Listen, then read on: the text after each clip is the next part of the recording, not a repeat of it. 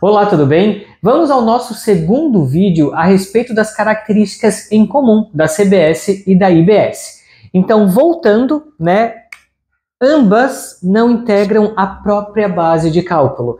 Isso aqui acaba sendo uma simplificação, então acho que até em decorrência do princípio da simplicidade, que são dos princípios tributários que a Emenda Constitucional 132 ela acaba trazendo, a ideia é que a gente não tenha imposto sobre a mesma base, como a gente tem o ICMS, cálculo por dentro, e querendo ou não a gente teve aí várias ações, discussões judiciais a respeito da constitucionalidade sobre isso, uma delas muito famosa, a tese do século, ICMS na base de cálculo do PIS e da COFINS. Então uma regra em comum entre CBS e IBS é o quê? É que não haverá, eles não vêm a integrar a mesma base. Então eu não vou ter essa questão do CBS calculado por dentro ou da IBS calculado por dentro. Lembrando que a gente está dando continuidade ao nosso vídeo 1 e a gente está falando de características em comuns. Então tudo que eu continuar falando aqui será tanto para a IBS quanto para a CBS.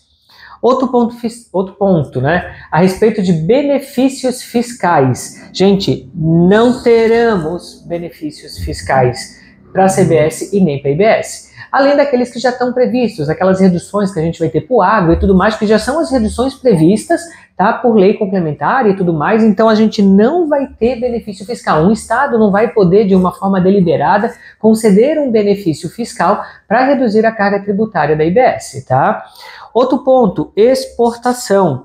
Da mesma forma que hoje na exportação a gente já não tem a tributação do PIS, da COFINS, do ICMS, na exportação de serviço, do ISS, por exemplo, a gente também não vai ter o pagamento, nem dessa contribuição e desse imposto, também nas exportações. Então, operações com destinos ao exterior, eu não vou pagar nem IBS e nem CBS. Responsabilidade tributária, Essa questão da responsabilidade tributária vai vir uma lei, então eu vou precisar de lei, determinando quem vai ser o sujeito passivo, Quem vão ser, além do contribuinte, digamos assim, os demais responsáveis por esses recolhimentos, por esses tributos, uma contribuição e um imposto. Hoje a gente já tem isso na nossa legislação. Vou dar um exemplo para vocês, se há, por exemplo, o falecimento de uma pessoa, quem fica responsável pelo espólio, ele acaba recebendo a responsabilidade pelos tributos daquele que faleceu. Então isso, a questão de responsabilidade tributária tem em toda a nossa legislação hoje. E para a CBS e IBS não vai ser diferente. Então, por mediante de lei, a gente vai determinar quais são os casos que a gente vai considerar como responsabilidade tributária. Que muitas vezes, no linguajar também popular, a gente fala, o responsável solidário, Então é como se fosse nesse intuito, E IS. Eu acabei de falar para vocês que a ideia é simplificar, até pelo princípio da simplificação.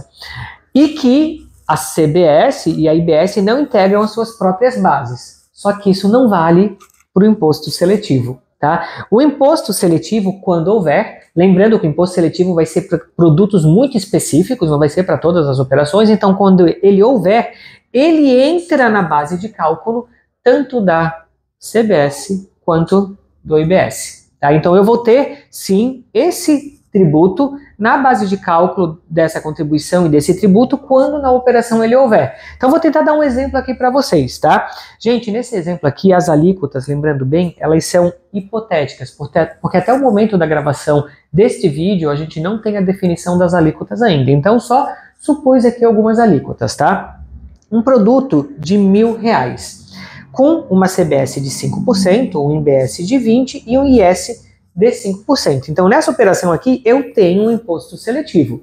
Como o imposto seletivo ele entra dentro da base de cálculo do IBS e da CBS, então eu vou começar calculando o imposto seletivo, para depois calcular as outras bases de cálculo. Então, R$1.000, que é o meu total do produto, vezes 5%, que é a minha alíquota do IS, eu vou ter um valor de IS de R$50. Então, para vocês verem, R$1.000 era o produto e eu tive 50 de S, então minha base de cálculo tanto do IBS como da CBS é 1.050. Os R$50 aqui que eu calculei vieram compor aqui a base. Como a base de cálculo, como a gente já viu, CBS e IBS vão ter mesmo fato gerador, mesmas bases de cálculo, então as bases de cálculo das duas são iguais, 1.050. Para o IBS, 1.050 vezes 20, que foi a alíquota que eu determinei aqui, eu vou ter 210. Para a CBS, 1.050 vezes 5, eu vou ter 52,50. Um total de operação de 1.312,50. Então, né, a ideia é que com essa reforma tributária, quando eu comprar um produto, eu vou ver que na realidade eu estou pagando 1.000 pelo produto, mas eu vou estar pagando 312,50 pelo imposto. Então vai estar na cara qual é o imposto que eu pago. Hoje, em virtude desses cálculos por dentro e tudo mais, a gente não sabe quanto que está ali embutido efetivamente. E agora eu vou saber, o produto era 1.000, se o total da nota deu 1.312 é porque a diferença acaba sendo o imposto que eu estou pagando. Além disso, outra característica em comum entre a CBS e IBS é o trabalho em conjunto do comitê gestor do IBS. Então o próprio IBS ali vai ter um comitê gestor, porque lembrando que o IBS é para substituir quem? O ISS e o ICMS, Imposto sobre Bens e Serviços. Então, como é uma administração em conjunto de dois entes da federação, município e estado, vai ter um comitê gestor que vai fazer o quê? Trabalhar em conjunto. Então estados e municípios vão trabalhar em conjunto, tá, para poder trazer a parte de fiscalização, regulamentação, a respeito de controle, né, a respeito do IBS, tá? Só que esse trabalho em conjunto não vai ser só entre o comitê gestor do IBS, vai ser entre o comitê gestor do IBS, mais a administração tributária da União e a própria Procuradoria da União, que aí em conjunto de IBS e CBS vão tratar sobre temas, seja temas judiciais, seja questões polêmicas que venham a surgir, né? Ou seja, como eu tenho muitas questões que são em comuns, iguais entre os dois, então eu vou juntar o comitê gestor do IBS mais a parte da União que é responsável pelo IBS, que vai ficar no caso da Procuradoria e a administração tributária da União. E por último, gente, para que a gente possa finalizar essa parte geral assim, de características em comuns entre CBS e IBS, né, a alíquota referencial. Eu já comentei com vocês que essa alíquota referencial da IBS, né, ou seja, o Senado Federal vai determinar uma referência para os estados e municípios. Só que fica a cargo dos estados e municípios determinarem suas próprias alíquotas, né, dentro desse montante total que a gente vai pagar de tributo.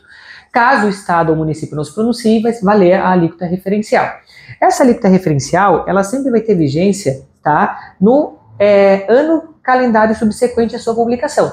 Então quer dizer o seguinte, digamos que eu já estivesse, né, no meio dessa reforma, eu publico o ato agora, né, seria por meio de lei ordinária, que a gente já viu que as alíquotas, no caso aqui vai ser uma resolução do Senado, né, mas se fosse dos estados por meio de lei ordinária, mas aqui resolução do Senado, vai vir essa resolução e a partir do ano calendário seguinte que elas vão começar a valer.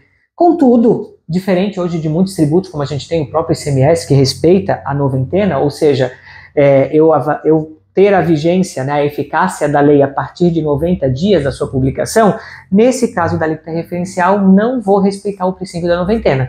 Isso quer dizer o seguinte, que se eu tive uma resolução do Senado Federal mudando as alíquotas referenciais em 31 de dezembro, a partir de 1º de janeiro, ela já estará vigente. Tá? Porque foi publicada no ano calendário anterior, mudou o ano calendário, ela já tem vigência, não respeitando o princípio da noventena. Com isso, a gente finaliza essa parte a respeito das características em comum entre o IBS e o CBS. Curtiu esse conteúdo? Deixe seu like e caso você ainda não seja inscrito no nosso canal, vai lá e se inscreve. E deixe também marcado a sinetinha, porque tendo atualizações no nosso canal, você vai receber direto. Até a próxima!